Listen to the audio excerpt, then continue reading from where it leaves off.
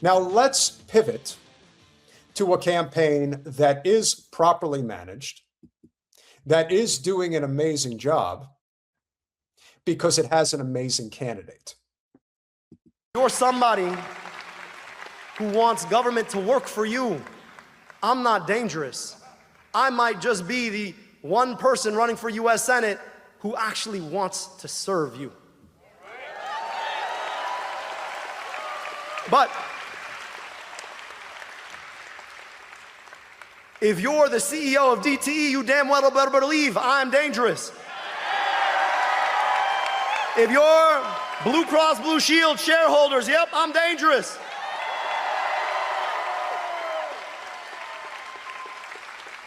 If you're a corporation wanting to buy a politician with their PAC, I'm dangerous. If you're AIPAC and want to send our money abroad, you damn well better believe I'm dangerous. If you're Chuck Schumer and want to keep doling out corporate money to elect people who are going to do your bidding, I am so damn dangerous. I want to point out that he clearly has the UAW endorsement, which is nice. Mm-hmm.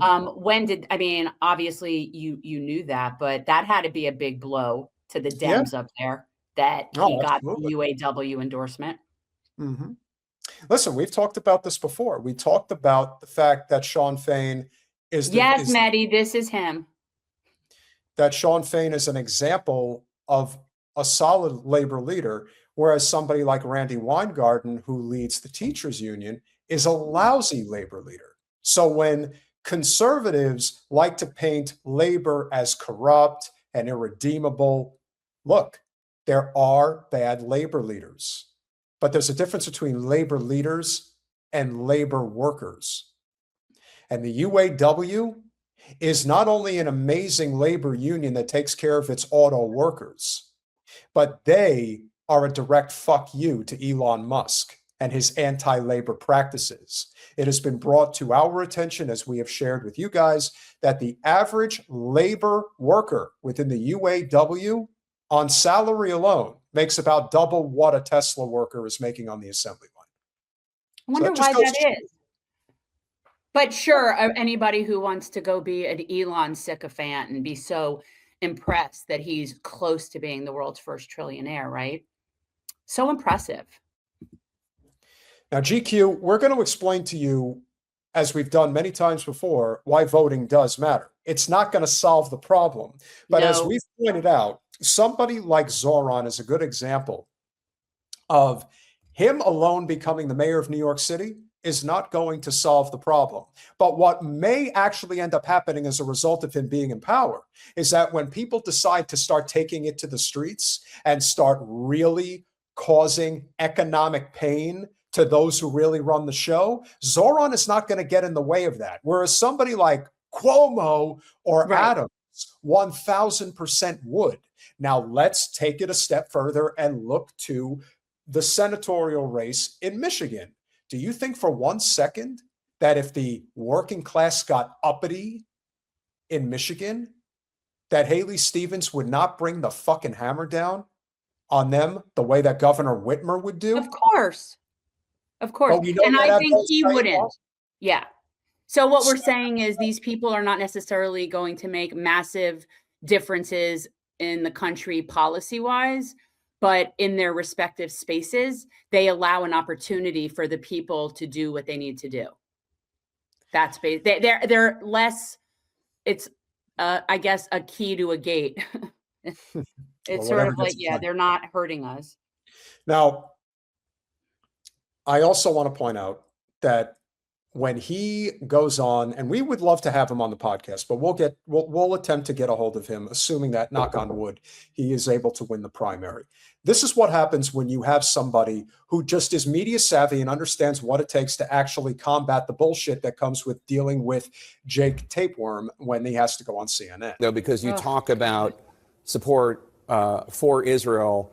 The New York City Mayor Zoran Mamdani just this weekend was asked by the New York Times if he thinks there's room in the party for Democrats who work with AIPAC. And Mayor Mamdani said, quote, if they are Democrats and they run as Democrats and they win as Democrats, then they should be part of the Democratic Party. When you were asked by CNN if support for Israel could be about anything other than money, you told CNN, quote, not if you're a Democrat and you believe in human rights, unquote. You also said, quote, every definition of a Jewish state ends up in some articulation of illiberal values, unquote. So it sounds as though, and correct me if I'm wrong, it sounds as though you and Mayor Mamdani disagree about how big this tent should be, whether there's room for it in the tent for Israel supporters. Well, Jake, I'll tell you this. There's always room in the tent for folks. And I'm for human rights. I'm for equal rights to peace, dignity, and self-determination. Whatever you think about the right of Israel to exist, I wonder if they have a right to our tax dollars. And here's the thing about it. Every time I come on CNN, you guys ask me the same questions about these theoretical rights of existence or whether or not I agree with the mayor of New York. I'm running for Senate in Michigan. And in Michigan, people can't afford their basic needs. They don't get the healthcare they need and deserve. They're worried about the quality of their kids' school. And the question seems less to be about the interests of Michiganders than the fact of something happening 6,000 miles away. I'm running. Thank you. Thank you. Oh, God, Jake Tapper is such a fucking loser. That look on his face. He's such a fucking loser. An embarrassment. Ugh. Now, in case you missed it, are you putting up a hit list anytime soon? Because I'm feeling the need. Well, this is a little bit more retro. It's a little bit more throwback. And if you remember, there is something very interesting about the state of Michigan. And Michigan is it let me ask, is it that the people still don't have clean water? And yet that isn't even a point that the Democrats even mention?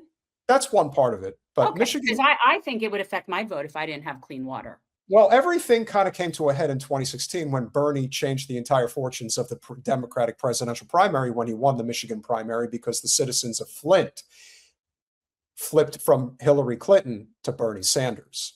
And that changed the entire trajectory.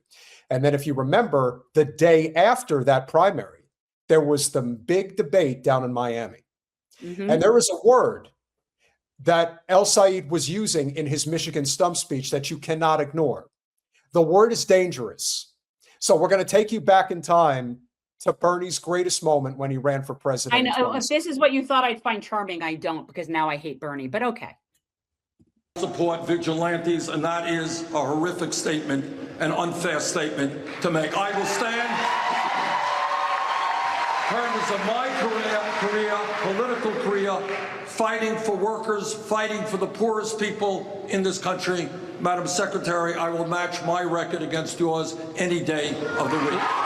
Why is this important? Do you have reason to believe that she says one thing in private and another in public?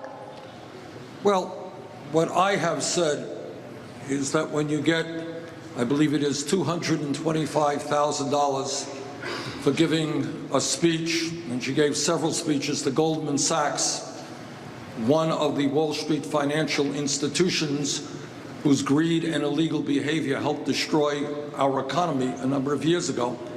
When you get paid $225,000, that means that that speech must have been an extraordinarily wonderful speech. So does this mean that you would not think she would have to disclose? I would think that a speech so great that you got paid so much money for, you would like. Now, I just want to point this out, to always remember what an absolute psychopath this person is, because she is giving a look to him as if to say, you understand that I could kill you and I could make it look like an accident. And if I could get away with it right now, I would.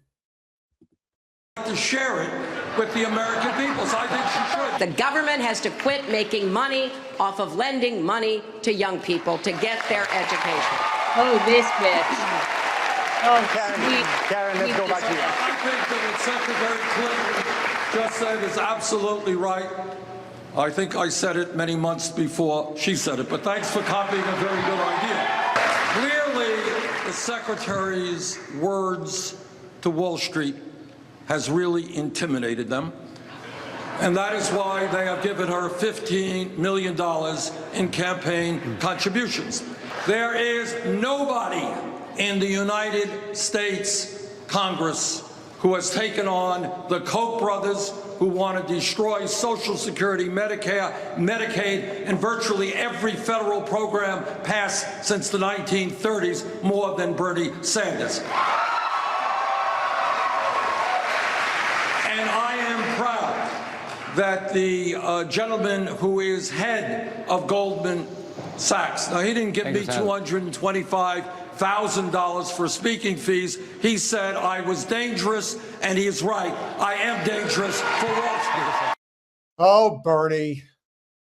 Oh, it's Bernie. so disappointing. It's, you know. That was his moment. I'm actually not loving to play this after the El-Sayed thing because I don't want to make that comparison. I'd like to think that as someone who is not a politician and doesn't need that he is different and that there might be a better outcome than Bernie's cowardly complacency. And at the end of the day, Zionism, that is a fundamental problem that we're just never going to be able to get past. Well, here's a reminder of what his movement really was back in 2016, why it was different, why he should have gone all the way, why he had every right and reason to start the revolution then, and he could have. But there's no question that this is just an image that I want to remind people of before we bring Shama in. This is from when Bernie walked on stage at the convention in 16.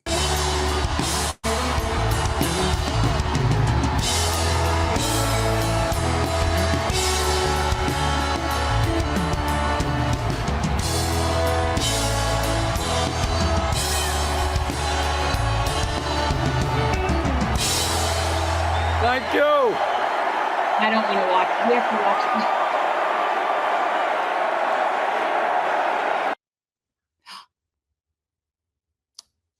See, this man on the screen right here is an old friend of ours named Mitch Stolberg.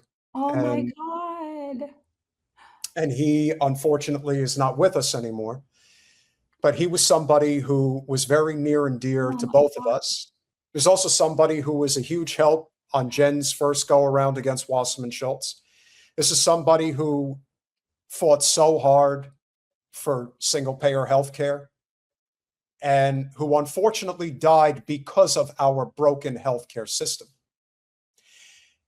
And when I was looking through some of these clips the other day, it is a reminder of why we do what we do, why we fight for what we fight for, and why when we say that we've reached the point of no return, that there is absolutely it is unacceptable that we have people who think that you can toe this line anymore. You can't. That's why it becomes extra frustrating when you listen to people that are in the Democratic Party in particular that try to come up with justifiable reasons as to why you should be supporting Haley Stevens. They want you to be able to accept the corruption forever and a day. How can you know somebody like Mitch Stolberg, who's now dead because of this system, and think, oh yeah, well, we're just going to continue to do the same shit we've always done. And that's acceptable. It's not. And he's not the only one we've seen die as a result of this. He just happens to be somebody that was very special to us. Yeah. So while Bernie may not have been willing to go where we wanted him to go, the good news is that a lot of the country is now going where it needs to go.